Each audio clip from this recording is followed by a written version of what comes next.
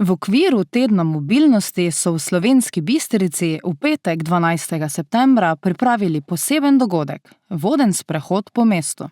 Namen sprehoda je bil udeležence spodbuditi, da mesto doživijo na nekoliko drugačen način, brez avtomobila, v ritmu hoje in ob zanimivih zgodbah iz preteklosti.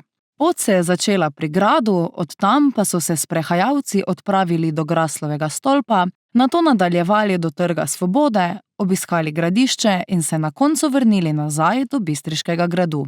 Razvojno-informacijski center, Zavod za kulturo in Svet za preventivo in vzgojo v cestnem prometu se kot organizatorji dogodka dobro zavedajo pomena takšnih aktivnosti. Prijetno sem presenečena, da se je toliko ljudi odzvalo na ta dogodek. Vidi se, da so taki dogodki zaželjeni in da se ljudje radi udeležujejo.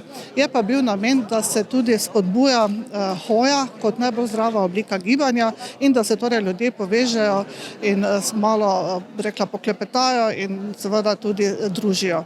No, drugo pa je, da Slovenska Bistrica je lepo mesto. Mogoče se premalo zavedamo tega, vsi tisti, ki živimo tu v bližini. Ima veliko zgodovinskih znamenitosti, ima tudi zanimive zgodbe, ki smo jih danes ob tem vodenem sprehodu tudi slišali.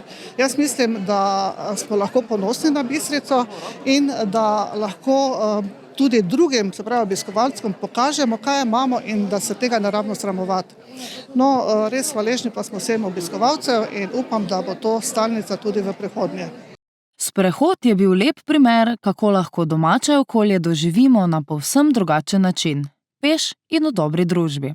Organizatorji upajo, da bo tovrstna izkušnja spodbudila ljudi, da bodo tudi v vsakdanjem življenju večkrat izbrali hojo in tako prispevali k bolj zdravemu ter trajnostnemu načinu življenja.